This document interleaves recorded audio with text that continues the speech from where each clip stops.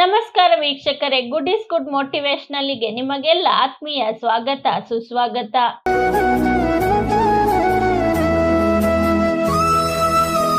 ಭಾರತೀಯ ಸಂಸ್ಕೃತಿಯಲ್ಲಿ ತುಳಸಿಗೆ ಬಹಳ ಪೂಜ್ಯ ಸ್ಥಾನಮಾನವಿದೆ. ಹಿಂದೂಗಳು ಗಿಡದಲ್ಲಿ ದೇವಾನುದೇವತೆಗಳು ನೆಲೆಸಿರುತ್ತಾರೆ ಎಂದು ನಂಬಿ ಪೂಜಿಸುತ್ತಾರೆ. ತುಳಸಿಯನ್ನು ಲಕ್ಷ್ಮೀ ದೇವಿಯ ಭೌತಿಕ ಅವತಾರ ಎಂದು ನಂಬಲಾಗಿದೆ. ತುಳಸಿ ಗಿಡವನ್ನು ಪ್ರತಿದಿನ ಸ್ನಾನದ ನಂತರ ಶಾಂತಿ ಮತ್ತು ನೆಮ್ಮದಿಗಾಗಿ ಪೂಜಿಸಲಾಗುತ್ತದೆ. ತುಳಸಿ ಗಿಡದಲ್ಲಿ ಅನೇಕ ಔಷಧೀಯ ಗುಣಗಳಿವೆ. ಆಯುರ್ವೇದದಲ್ಲೂ ಈ ಗಿಡವನ್ನು ಔಷಧಿಯಾಗಿ ಬಳಸಲಾಗುತ್ತದೆ. ಪ್ರತಿನಿತ್ಯ ತುಳಸಿ ಎಲೆಯನ್ನು ಸೇವಿಸಿದರೆ ಅಥವಾ ನೀರಿನಲ್ಲಿ ಹಾಕಿ ಕುಡಿಯುವುದರಿಂದ ನಮ್ಮ ದೇಹದ ಪ್ರತಿರೋಧಕ ಶಕ್ತಿ ಹೆಚ್ಚುತ್ತದೆ. ಖಾಲಿ ಹೊಟ್ಟೆಯಲ್ಲಿ ತುಳಸಿ ಎಲೆಯನ್ನು ಸೇವಿಸಿದರೆ ಜೀರ್ಣಕ್ರಿಯೆ ಸುಲಭವಾಗುತ್ತದೆ. ಶೀತದ ಸಮಸ್ಯೆ ಉಂಟಾದಾಗ ತುಳಸಿ ಎಲೆಯನ್ನು ಸೇವಿಸುವುದರಿಂದ ಶೀತದ ಬಾಧೆ ಕಡಿಮೆಯಾಗುತ್ತದೆ. ಇದರಲ್ಲಿ ಬ್ಯಾಕ್ಟೀರಿಯಾ ವಿರೋಧಿ ಗುಣವಿರುವುದರಿಂದ ಬಾಯಿಯ ಕೆಟ್ಟ ವಾಸನೆಯನ್ನು ದೂರ ಮಾಡುತ್ತದೆ. ತುಳಸಿಯನ್ನು ಕೃಷ್ಣ ತುಳಸಿ ಎಂದು ಕರೆಯುತ್ತಾರೆ. ತುಳಸಿ ಕಲ್ಯಾಣದ ಹಿಂದೆ 2 ಪುರಾಣದ ಕಥೆ ಇದೆ. ಒಂದು ಕಥೆಯ ಪ್ರಕಾರ ಒಮ್ಮೆ ಬೃಹಸ್ಪತಿ ಮತ್ತು ಇಂದ್ರ ಕೈಲಾಸಕ್ಕೆ ಹೋಗಿರುತ್ತಾರೆ. ಒಬ್ಬ ಕೂದಲುದಾರಿ ಇವರನ್ನು ಅಡ್ಡಗಟ್ಟುತ್ತಾನೆ. ಕೋಪ ತಾಳದೆ ಇಂದ್ರ ಆತನ ಮೇಲೆ ಮಿಂಚು ಬಿಡುತ್ತಾನೆ. ಆಗ ಸಿಟ್ಟು ಬಂದ ಆ ವ್ಯಕ್ತಿ ತನ್ನ 3ನೇ ಕಣ್ಣನ್ನು ತೆರೆಯುತ್ತಾನೆ. ತಕ್ಷಣ ಬೃಹಸ್ಪತಿಗೆ ಅವನೇ ಶಿವ ಎಂದು ತಿಳಿಯುತ್ತದೆ. ಅವನು ಶಿವನನ್ನು ಸ್ತುತಿಸಿದ ನಂತರ ಶಾಂತನಾಗುತ್ತಾನೆ. ಆದರೆ 3ನೇ ಕಣ್ಣು ತೆರೆದಾಗ ಆ ಶಕ್ತಿಯನ್ನು ಏನು ಮಾಡುವುದೆಂದು ತೋಚದೆ ಸಮುದ್ರದ ಮೇಲೆ ಬಿಡುತ್ತಾನೆ.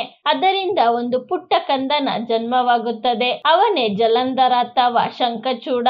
ಆ ಮಗು ತುಂಬಾ ಶಕ್ತಿಶಾಲಿ. ಅದರ ಅಳುವಿನ ಶಬ್ದಕ್ಕೆ 3 ಲೋಕ ನಡುಗುತ್ತಿತ್ತು. ಸ್ವತಃ ಬ್ರಹ್ಮನೇ ಬಂದು ಆತನನ್ನು ಸಮಾಧಾನ ಮಾಡುತ್ತಿದ್ದ. ಹರೆಯದಲ್ಲಿ ಇವನು ಬಹಳ ಸ್ಫುರದ್ರೂಪಿಯಾಗಿದ್ದನು. ಇವನಿಗೆ ಕಾಲನೇಮಿ ಎಂಬ ರಾಕ್ಷಸನ ಮಗಳೊಂದಿಗೆ ವಿವಾಹವಾಗುತ್ತದೆ. ಸ್ವತಃ ಬ್ರಹ್ಮನೇ ನಿಂತು ಪುಷ್ಕರ ಎಂಬಲ್ಲಿ ಇವರಿಬ್ಬರ ಮದುವೆ ಮಾಡಿಸಿರುತ್ತಾನೆ. ವೃಂದ ವಿಷ್ಣು ಭಕ್ತೆಯಾಗಿರುತ್ತಾಳೆ. ಒಂದು ದಿನ ಭೃಗು ಈತನಿಗೆ, ನೀನು ಸಮುದ್ರದ ಮಗ, ದೇವತೆಗಳು ನಿನ್ನ ಅಪ್ಪನ ಆಸ್ತಿಯನ್ನು ದೋಚಿದ್ದಾರೆ ಎಂದು ಹೇಳುತ್ತಾನೆ. ಆಗ ಜಲಂಧರನಿಗೆ ದೇವತೆಗಳ ಮೇಲೆ ಸಿಟ್ಟು ಬಂದು ಹಿಂಸೆ ನೀಡುವುದಕ್ಕೆ ಪ್ರಾರಂಭಿಸುತ್ತಾನೆ. ವೃಂದ ಮಹಾಪತಿವ್ರತೆ ಹಾಗೂ ವಿಷ್ಣುವಿನ ವಿಶೇಷ ಭಕ್ತೆ. ಶಿವನಿಗೂ ಕೂಡ ಜಲಂಧರನನ್ನು ಅಷ್ಟು ಬೇಗ ಮಣಿಸಲು ಸಾಧ್ಯವಾಗುವುದಿಲ್ಲ.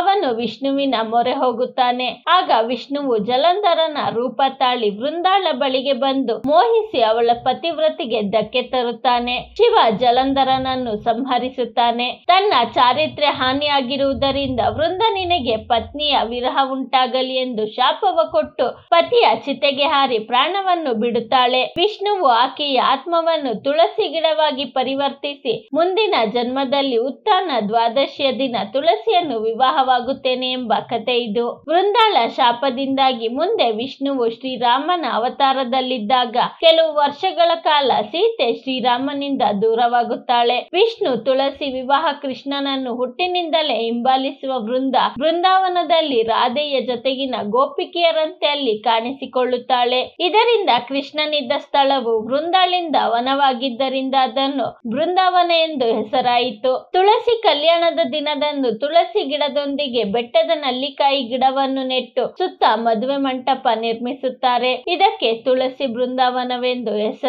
ವೃಂದಾಳ ಆತ್ಮ ರಾತ್ರಿ ಇಡೀ ಇದ್ದು ಮರುದಿನ ಬೆಳಿಗ್ಗೆ ಹೊರಟು ಹೋಗುತ್ತದೆ ಎಂಬ ನಂಬಿಕೆ ಇದೆ. ನಾರಾಯಣ ಹೇಳುವ ದಿನ ಉತ್ಥಾನ ದ್ವಾದಶಿ. ನಮ್ಮ ಪುರಾಣಗಳ ಪ್ರಕಾರ ಮಹಾವಿಷ್ಣು ಆಷಾಢ ಶುದ್ಧ ಏಕಾದಶಿ ಎಂದು ಮಲಗಿದರೆ ಕಾರ್ತಿಕ ಶುದ್ಧ ದ್ವಾದಶಿ ಎಂದು ಹೇಳುತ್ತಾನೆ. ಕಾರ್ತಿಕ ಶುದ್ಧ ದ್ವಾದಶಿ ಎಂದು ಪ್ರಬೋಧೋತ್ಸವದ ಮೂಲಕ ನಾರಾಯಣನನ್ನು ಎಬ್ಬಿಸಿ ತುಳಸಿಯೊಂದಿಗೆ ವಿವಾಹವನ್ನು ಮಾಡುವ ಪದ್ಧತಿ ಬೆಳೆದು ಬಂದಿದೆ.